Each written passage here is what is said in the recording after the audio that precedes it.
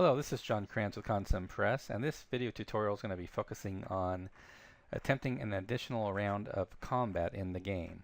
And we're actually going to pick off from our video tutorial number 5, which was looking at a ship engagement, or rather an engagement against unescorted ships. And we gave you an example of that in video 5. So what we're going to do in this case is we're going to do a what if, and the what if being, what if you do not sink the target unescorted ships during the first combat round. And again, as a reminder, in a single combat round against an unescorted ship, you got quite a bit of time you can take to size up the target and how you're going to attack, meaning you can start with your 2 rounds of using your deck guns if you decide to go with a surface attack.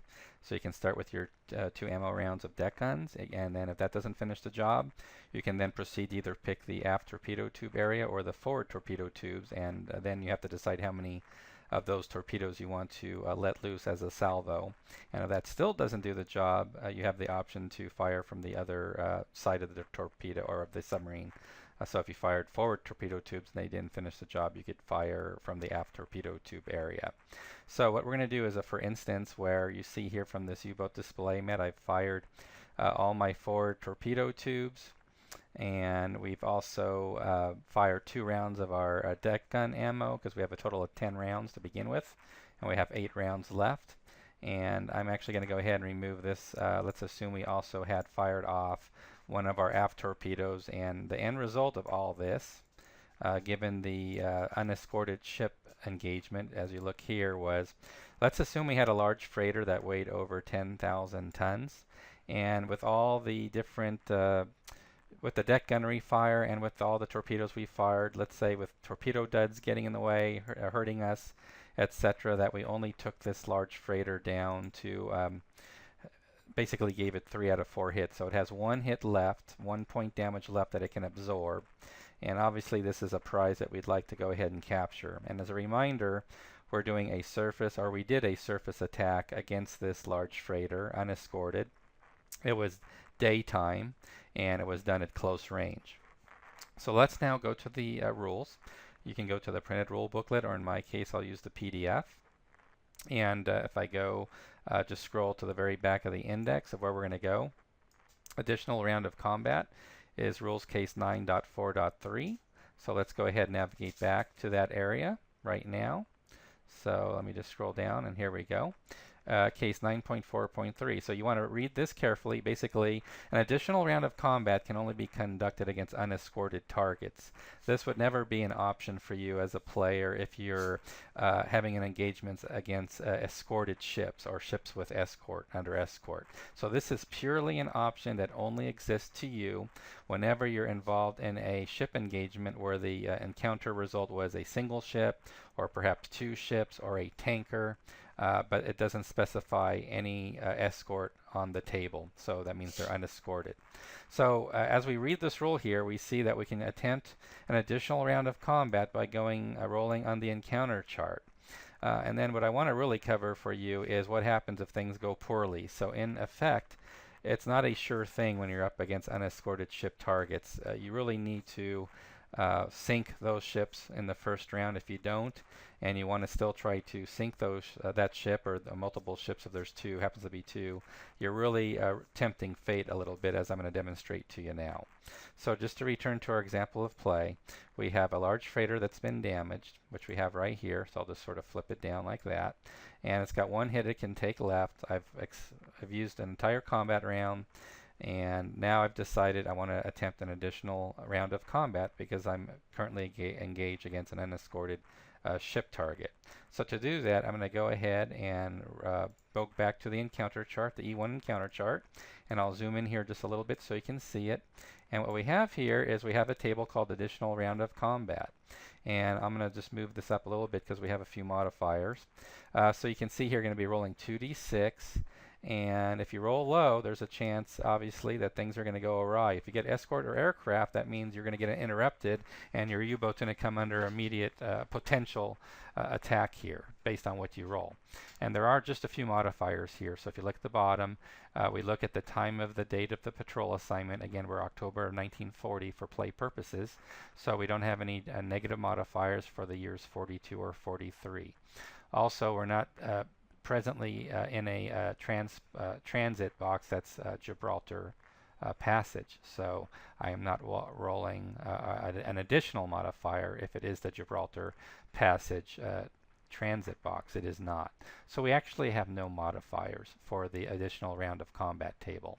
So what you do is you would roll your 2d6, which I'm doing now, and I rolled a 7 with no modifier. So again, the good news here is if you roll a 7 with no modifiers, that means you can return to this engagement, which I can do so here. And then, oh, by the way, since I finished that first round, what I could have done was decided how I was going to go ahead and just reload those torpedoes, getting ready for this additional round of combat. So you can do that right away.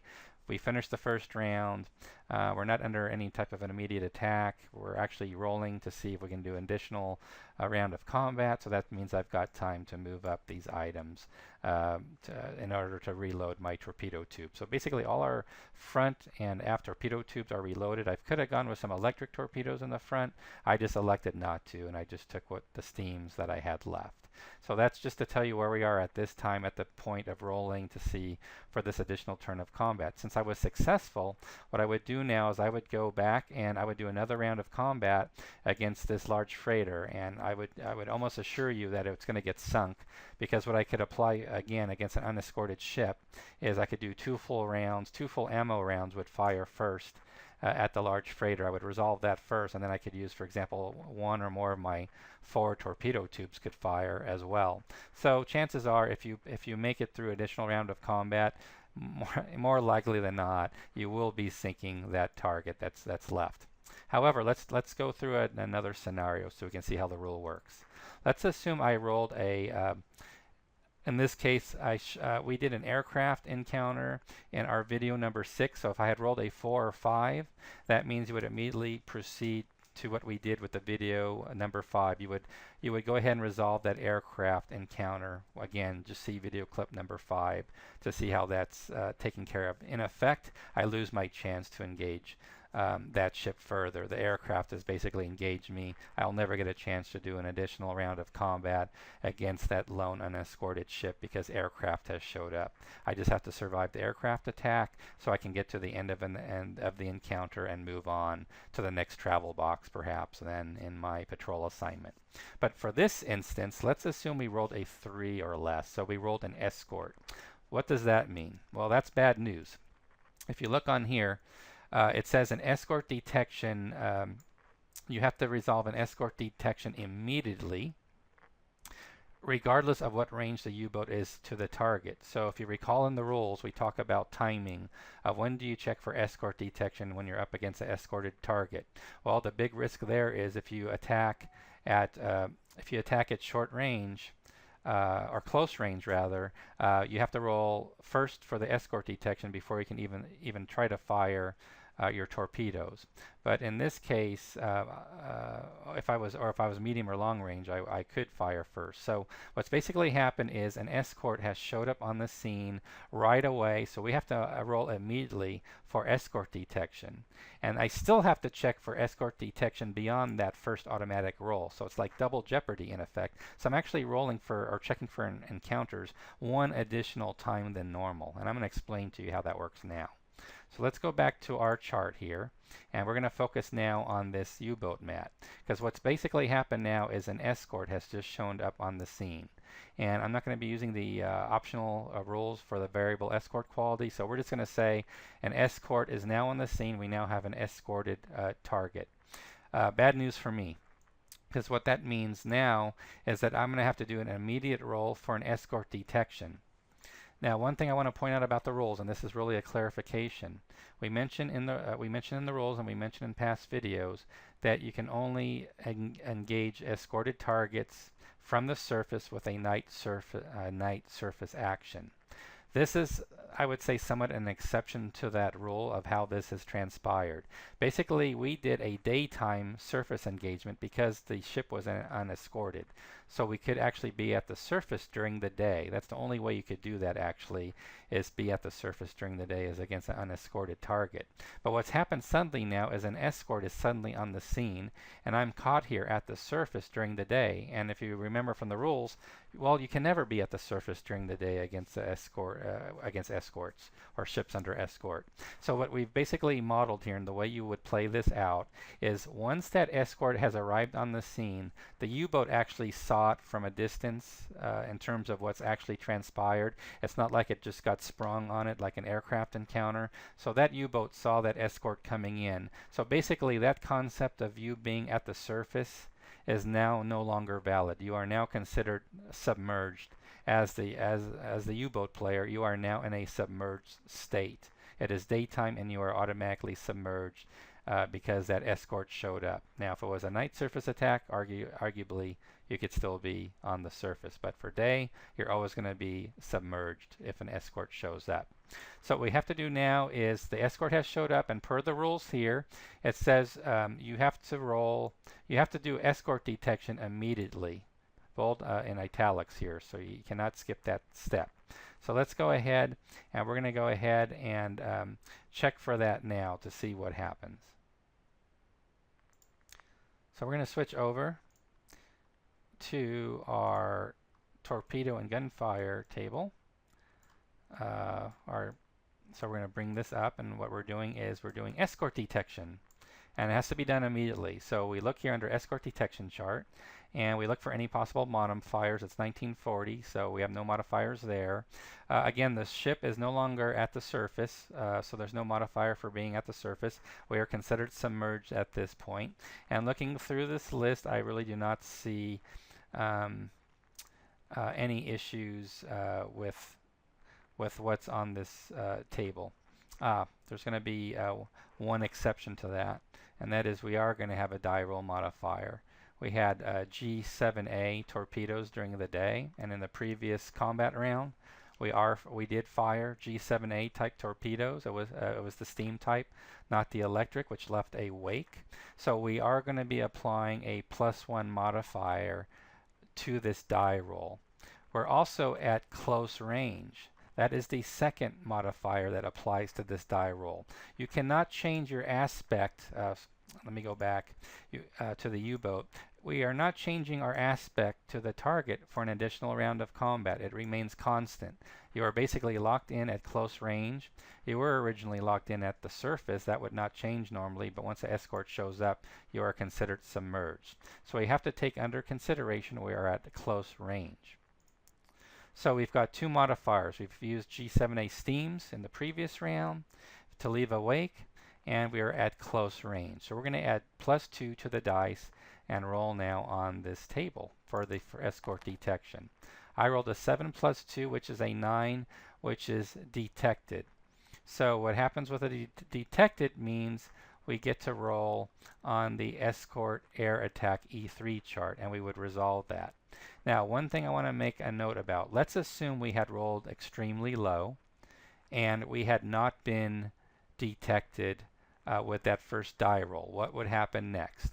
Well, if we go back to the rules, we resolve the first check immediately, and then it says that's regardless of what range the U-boat was originally. But then it says in the next sentence, if your U-boat avoids this detection, it must check for escort detection again for the new combat round per the standard rules. So what are the standard rules? The standard rules are as follows. If you're at close range, and we can see here combat versus escorted ships, if you're at close range, you have to roll first to see if you've been detected. That's step 8 here, escorts attempt detection. So again, if you're at short range, actually it's under case 4, step A. At short range, check for escort detection. So what's basically happened is we've just hit our double jeopardy. That's the penalty we have for attempting fate with the additional round of combat. Since we're at short range, or at close range rather, we have to do a second immediate die roll for escort detection. We have no choice. So we're going to go back to this chart, and what would happen is we would have to roll again. We would also have to roll again with, again, the G7A torpedo modifier at +1 and close range +1. So we'd have another +2 to the die roll. And in this case, we had a 10, which is, again, a detected result. So I hope you can get an idea here by this demonstration of basically how the game would work if you were up against unescorted ships. And we gave you a clear example of what it would be like at daylight from the surface, because I wanted to make sure we had good clarification from the rules is, okay, how do I do this? Because there's an escort now, but I can't be at the surface against escorts during the day. So we clarified that by telling you the ship basically goes submerged, is considered submerged at that point. But what we've also covered and introduced to you is the concept of double jeopardy. By being detected by the escort, I not only had to do an immediate escort detection die roll, I had to then also roll a second time. Say I passed the first time and wasn't detected, I had to roll that second time because I was basically at close range from the target. And per step 4A, at short range, you have to check for escort detection. So I would have to get through 2 rounds of escort detection, and then I would be considered submerged, and I would not be able to use my deck guns like the first round because I am submerged now. So what I would have left remaining to me is like a normal ship combat with escorts. I would use either my forward torpedo tubes or my aft. I would pick which one I would use. That's basically the types of decisions you would be making during play. So again, I hope this was helpful to you. I hope you see now there is some risk if you decide to go for an additional round of combat, because bad things can happen, especially later on during the war. Per the modifiers, the risk is higher that you'll run into escorts or an aircraft encounter.